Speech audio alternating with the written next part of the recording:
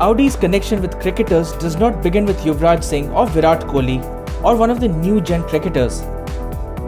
The connection goes all the way back to 1985 and it involves Ravi Shastri and an Audi 100. The Audi 100 was presented to Shastri in 1985 at the Benson and Hedges World Championship of Cricket in Australia.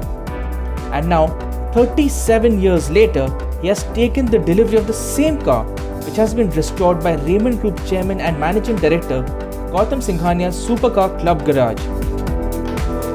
It looks like the car I won 37 years ago. The same. Nothing has changed.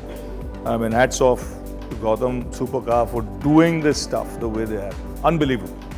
You know what it does? It jogs back your memory 37 years to that given day. What was happening when the keys were given in my hand? What did I do? Who were the people who sat on the car? How much champagne was on the seats? Who was sitting on top of the car? How many people were around the G when you took it for a spin without a license? You know, so all those memories come jogging back.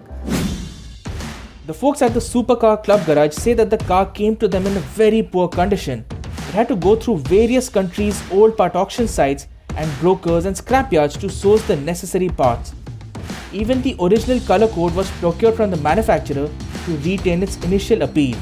In fact, the only visible addition made to the car is the signature of Shastri on the front fender.